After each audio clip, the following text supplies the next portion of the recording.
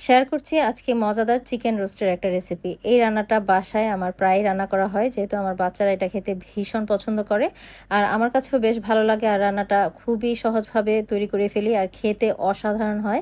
বাসায় মেহমান অথবা যে কোনো অকেশন ছাড়াও কিন্তু এই রান্নাটা আমার রান্না করা হয়, যেহেতু বাচ্চারা পোলাও রোস্ট খেতে বেশ পছন্দ করে। তাই ভাবলাম আপনাদের সাথে আজকে রেসিপিটা শেয়ার করে ফেলে, আশা করি আপনাদের কাছেও ভালো লাগবে। রেসিপিটা যদি ভালো লাগে অবশ্যই একটি লাইক কমেন্ট শেয়ার করে রাখবেন। তাহলে চলুন কথা আর বাড়াচ্ছি না, রান্নায় চলে যাচ্ছি।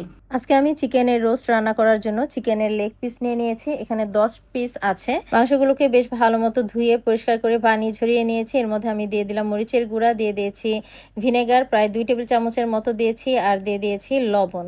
তো একসাথে এগুলোকে বেশ ভালো মতো মাখিয়ে আমি ম্যারিনেট করে রাখবো। আর চিকেনের লেগ পিসগুলো আপনারা দেখতে পাচ্ছেন একটু চামড়া সহই আছে। যার ভালো লাগবে না চামড়া ফেলে দিতে পারেন, বাট আমি চামড়া সহ দিয়ে, এতে করে রান্নার পর চিকেনের যে মিটটা এটা খুব ময়েস্ট থাকে আর খেতে ভালো লাগে। তো চিকেনগুলোকে বেশ ভালো মতো মাখিয়ে নিলাম। তো 10 থেকে 15 মিনিটের মতো আমি এগুলোকে একটু ম্যারিনেট করে রাখবো। এরপর একটি মশলা রেডি করে নিচ্ছি। এখানে প্রায় 1 কাপের থেকে একটু বেশি নিয়েছি পেঁয়াজ বেরেস্তা। 1 কাপের মতো নিয়ে নিয়েছি টক দই। আমার বাসায় টক দইটা অ্যাভেলেবেল ছিল না, তাই গুঁড়া দুধের সাথে একটু লেবু রস মিক্স করে দিয়ে দিয়েছি। 1 টেবিল চামচ পরিমাণ দিয়েছি আদা বাটা, 1 টেবিল চামচ পরিমাণ রসুন বাটা, 1 চা চামচ ভরে দিয়েছি ধনিয়া গুঁড়া, জিরা গুঁড়া, আর 1/4 চা চামচ করে দিয়েছি জয়ত্রী গুঁড়া আর জায়ফলের গুঁড়া। 2 টেবিল চামচ পরিমাণ দিয়ে দিয়েছি টমেটো সস, 1/2 চা চামচ দিয়েছি চিনি, আর দিয়ে দিলাম 1/2 কাপ মতো পানি। এগুলোকে একসাথে একটু মিশিয়ে দিচ্ছি। একটি ব্লেন্ডারে কিন্তু আমি পেস্ট বানিয়ে নিয়েছি। আপনারা দেখতেই পাচ্ছেন আমাদের রোস্টের জন্য কিন্তু মশলাটা রেডি। এভাবে মশলাটা আগে থেকে রেডি করা থাকলে রোস্ট বানাতে একদম সময় কম লাগে। তো চলে যাচ্ছি পরবর্তী স্টেপে। এখানে চুলায় কড়াইতে পরিমাণ মতো তেল দিয়ে তেলটাকে বেশ ভালো মতো গরম করে নিয়েছি। এখন একে একে চিকেনের পিসগুলো দিয়ে দিলাম। চিকেনগুলোকে এখন হাই হিটে আমি দুপাশ ভেজে নিব, যেহেতু আজকে ব্রয়লার চিকেন নিয়েছি আর ব্রয়লার চিকেনটাকে আমি একটু বেশি সময় ধরে ফ্রাই করে নিয়েছি, যেন চিকেনটা ভিতর থেকে ময়েস্ট থাকে আর ড্রাই না হয়ে যায়। এই জন্য চুলার আঁচটা কিন্তু একেবারে হাইতে রেখে আমি চিকেনগুলোকে ভেজে নিয়েছি। তো মোটামুটি 2-3 মিনিট প্রতিটা পাশ ভেজে নিয়ে আমি উঠিয়ে নিলাম। এরই মধ্যে চিকেনগুলো কিন্তু 70% সিদ্ধ হয়ে গেছে। তো চিকেন ভাজার বাকি তেলে আমি আরও সামান্য পরিমাণ তেল দিয়ে এখানে গরম মশলা দিয়ে দিয়েছি, গোটা এলাচ, দারচিনি, লবঙ্গ, আর ওই যে ম্যারিনেট করে রাখা মশলাটাও দিয়ে দিলাম। এখন এই রোস্টের মশলাটাকে বেশ ভালো মতো তেলের মধ্যে কিছুক্ষণ ভুনে নিব। আমি এখানে 1 কাপ মতো পানি দিয়ে দিলাম বাটিটা ধুয়ে। এখন বেশ ভালোভাবে নাড়াচাড়া করে মশলাটাকে বেশ খানিকক্ষণ আমি কষিয়ে নিব।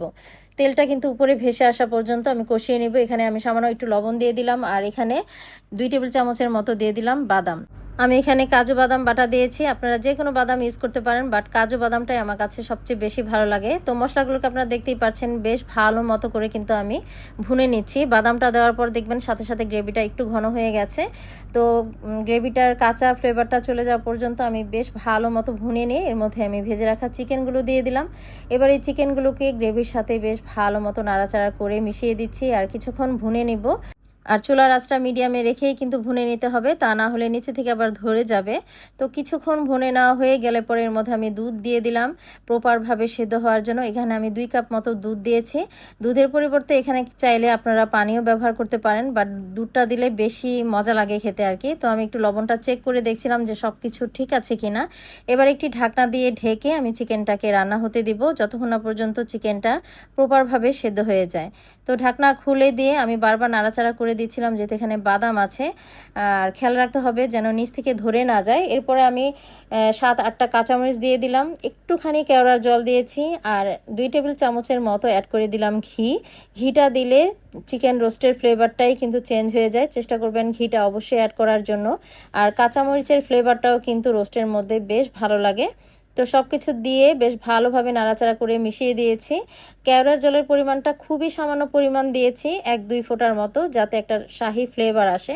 তো বেশ ভালোভাবে নাড়াচাড়া করে আরও 5 মিনিটের মতো আমি ঢাকনা দিয়ে ঢেকে রোস্টটা রান্না করে নিয়েছি। রান্না অবস্থায় কিন্তু দেখবেন খুব সুন্দর একটি স্মেল বের হওয়া শুরু করে দিয়েছে রোস্টটা থেকে। আর দেখেন রোস্টের গ্রেভিটা কতটা লোভনীয় দেখাচ্ছে, আমার তো দেখে এখনই ক্ষুধা লেগে যাচ্ছে। তেলটা উপর থেকে খুব সুন্দরভাবে ভেসে উঠেছে আর চিকেনগুলো একেবারে পারফেক্টভাবে কুকড হয়ে গেছে। আর রোস্টের গ্রেভিটাও কিন্তু খুব সুন্দর ঘন ঘন মাখো মাখো হয়ে এসেছে। তো হয়ে গেছে আমার রোস্ট রান্না। আমি আরও 1 থেকে 2 মিনিট রেখে তারপর চুলাটা বন্ধ করে দেব। এভাবেই চুলার উপরে দমে রেখে দিয়েছিলাম আরও 10 মিনিটের মতো। এখন গরম গরম আমি একটি প্লেটে সার্ভ করে নিলাম। যেদিন এটা রান্না করা হয় সেদিন পোলাও মাছ থাকে, সাদা পোলাওর সাথে এটা খেতে সবচেয়ে বেশি ভালো লাগে। তো আমি সাদা পোলাওর সাথে এটা সার্ভ করেছিলাম। বাচ্চারা খেয়ে ভীষণ মজা পেয়েছে, ইভেন কি আমার বাসার সবাই এটা খেতে বেশ পছন্দ করে। তো এই ছিল আমার মজাদার চিকেন রোস্টের রেসিপি। আমি উপর থেকে কিন্তু পেঁয়াজ বেরেস্তা দিয়ে গার্নিশ করে নিয়েছি দেখার সৌন্দর্যের জন্য। আর দেখেন চিকেনটাও কিন্তু ভিতর থেকে খুব সুন্দরভাবে কুকড হয়েছে, সফট এবং জুসি রয়েছে। তো এই ছিল আজকের আমার মজাদার চিকেন রোস্টের রেসিপি। ভালো লাগলে অবশ্যই রেসিপিটা শেয়ার করে দিবেন। পরবর্তী রেসিপিতে আবার দেখা হবে। সবাই খুব ভালো থাকবেন। আল্লাহ হাফিজ।